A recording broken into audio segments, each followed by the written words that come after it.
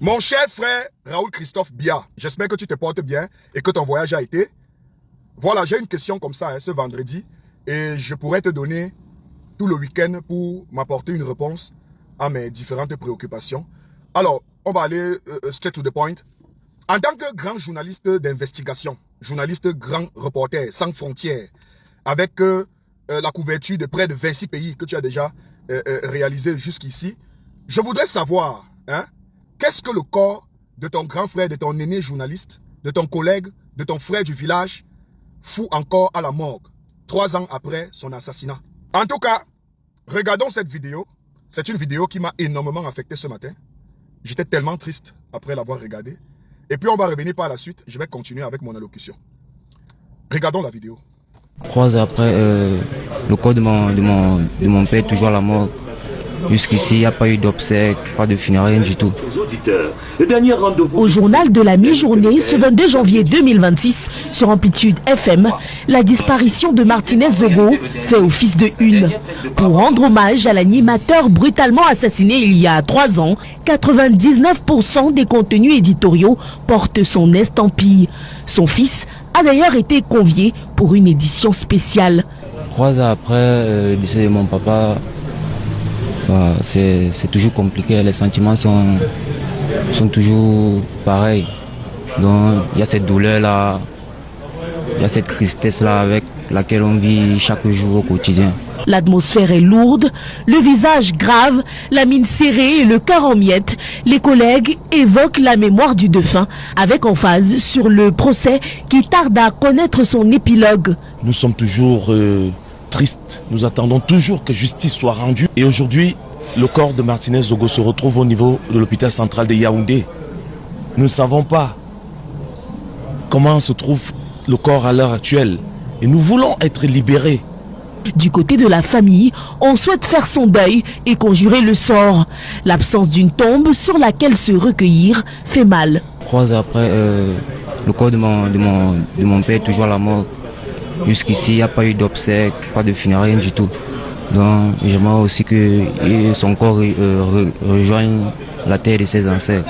Chez nous, on appelle ça l'ombak. L'ombak en pato, c'est quoi? Quelqu'un qui est mort d'un accident ou qui a été assassiné, le sang a été coulé. Ça veut dire qu'automatiquement, que ce soit dans le cadre professionnel, ses amis de la radio, dans le corps journalistique, dans les confrères, que ce soit même dans la famille, on vous fait manger des choses pour que la mort s'arrête.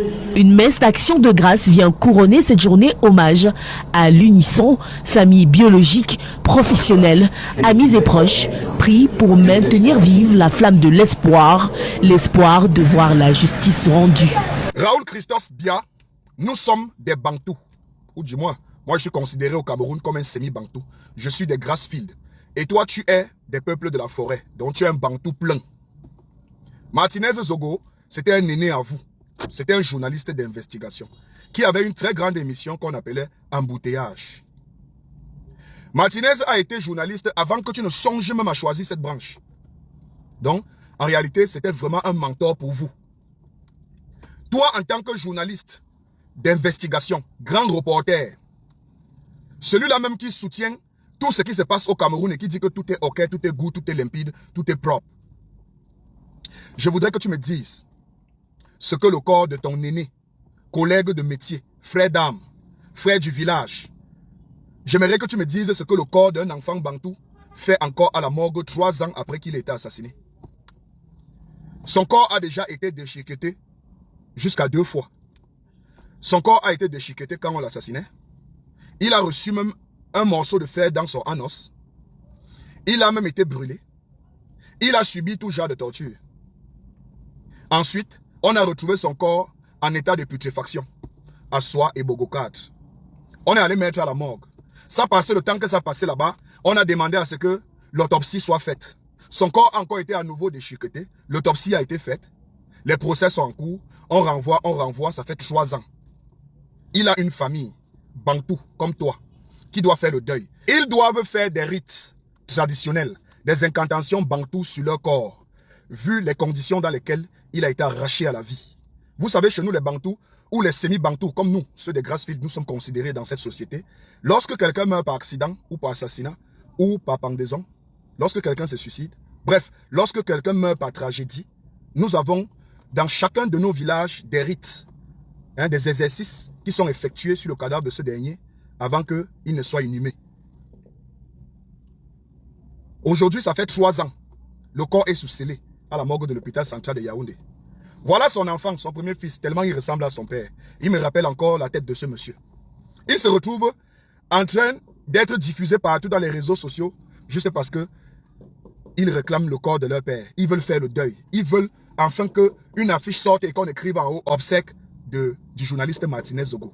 Ils veulent enfin écrire un message, un psaume en bas de ce flyer. Ils veulent enfin dire au revoir papa, que ton âme repose en paix.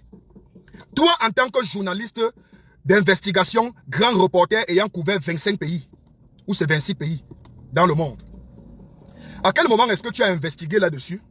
À quel moment est-ce que tu as essayé de faire des grands reportages là-dessus afin d'inciter la justice à aller plus vite, à accélérer le processus, à vite se prononcer, à vite libérer le corps de ton collègue aîné, journaliste comme toi? À quel moment est-ce que tu l'as fait? Ça ne vous concerne pas. Pourtant, vous êtes des journalistes. Ça ne vous concerne même pas, même pour 25. Dis-moi sincèrement, en tant qu'être humain, en tant que jeune Camerounais qui jouit encore de ses capacités intellectuelles, mentales et morales, lorsque tu regardes cette vidéo, tu regardes la tête du fils de Martinez, comment il ressemble à son père. Ça te fait quoi? Ça te fait quoi? Dis-moi un peu, comment est-ce que tu as réagi lorsque tu as regardé cette vidéo comme moi ce matin? Comment est-ce que tu as réagi? Quel est le sentiment que tu as eu? Ce sont de multiples questions comme ça là que je te pose et j'aimerais avoir des réponses. On aurait été dans un face-à-face, je t'aurais posé ce genre de questions et tu m'aurais répondu devant les Camerounais. Je ne sais pas pourquoi vous êtes en train de tourner. Oh, il y a un gars aux États-Unis qui a proposé 250 000 de cachets et 250 000 au vainqueur, comme si 500 000 c'était l'argent. Quand vous me voyez là, je vaux 500 000. J'ai dit que si le cachet là n'est pas au moins 2 millions, vous ne me déplacez pas pour votre média. Soit le débat a lieu dans un autre média, soit il a lieu dans votre média, mon cachet c'est 2 bâtons. Parce que c'est une grosse publicité que je vais faire pour votre média.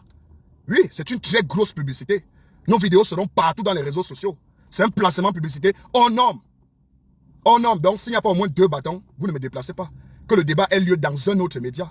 Ça peut avoir lieu à Canal 2, ça peut avoir lieu à Vision 4, ça peut avoir lieu à Info TV, ça peut avoir lieu à Neo Tempra, la chaîne du grand frère Blériot Niemek. Ça peut même avoir lieu à la CIA TV, pourquoi pas? C'est un débat entre des jeunes civilisés qui ont des idées divergentes, qui ont des opinions politiques différentes.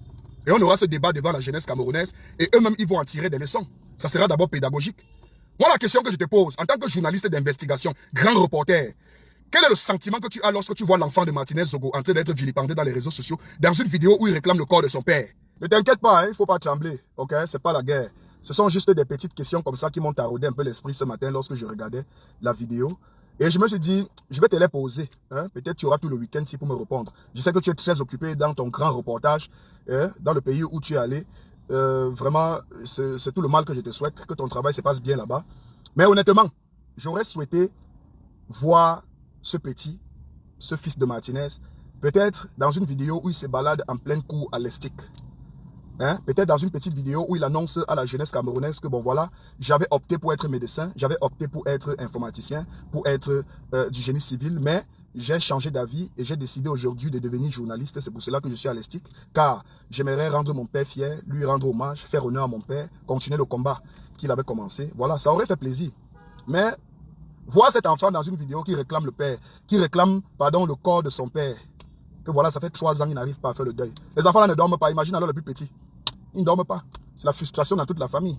Moi, la question que je voudrais te poser à toi en tant que journaliste d'investigation, grand reporter, quelle est véritablement la raison pour laquelle le corps de Martinez n'est pas restitué à la famille pour inhumation, pour qu'ils fassent leur deuil, pour qu'ils enterrent leur corps? C'est quoi le souci? Il a été déchiqueté avant d'être assassiné. Il a été déchiqueté à nouveau pour faire l'autopsie. Pourquoi est-ce qu'on ne peut pas juste remettre son corps à sa famille et puis continuer le procès? Parce qu'on a déjà tous les éléments qu'il faut. Tous les éléments sont déjà entre les mains du médecin légiste. Il a déjà tout. Il a tout donné. Tout ce qui reste là-bas dans le frigo, là, ce n'est que la carapace. Son âme est en train de errer dans notre atmosphère, frérot. Ça embête les gens. Ça embête sa famille. Sa famille aimerait que cette âme-là puisse se reposer en paix. Les enfants là ont envie de savoir que derrière la maison, le petit machin qu'on a coulé comme ça, on a mis les carreaux dessus, papa est en bas. Ils peuvent aller là-bas se ressourcer, se coucher, parler à leur père. Vous avez bloqué son âme, vous avez bloqué son esprit, vous avez arraché son corps. Donc vous prenez le physique de quelqu'un, vous emprisonnez son âme, vous jonglez son esprit tous les jours dans les tribunaux. Libérez au moins le corps, la partie chère, donnez-la à la famille. On a déjà tout pris de l'homme. Remettez son corps pour que la famille puisse faire son deuil. C'est une famille bantou. C'est une famille traditionnaliste. Elles veulent faire des rites. Les patriarches attendent le corps pour faire des rites. Pour détacher complètement son âme de l'existence humaine physique. Pour qu'il aille se reposer. Hein? Moi, la question que je te pose, frérot, toi en tant que grand journaliste, grand reporter, journaliste d'investigation, pourquoi est-ce que tu n'arrives pas à réunir un ensemble même de jeunes journalistes de ta génération pour que vous fassiez même une vidéo ou une sortie ou une conférence de presse pour demander au moins à la justice de restituer le corps de votre aîné du métier Martinez Zogo, afin que la famille puisse faire son deuil. Tu ne penses pas que ça t'aurait plus honoré que d'être en train de danser comme tu danses là comme une vieille bordel? Tu ne penses pas que ça t'aurait plus honoré de le faire? Pourquoi est-ce que vous ne le faites pas? Remettez le corps, ça fait 3 ans. Donc tous ces septennats encore, vous allez garder encore ce corps. Ça fera 10 ans. 10 ans, vous voulez garder ce corps pendant 10 ans? Hein Raoul? Allez, bonne journée à toi frérot et ciao. Yo la famille El Baron Chinda, je vous invite de me suivre sur Facebook, TikTok, Instagram, YouTube, El Baron Chinda. Suivez-moi jusqu'à la gare.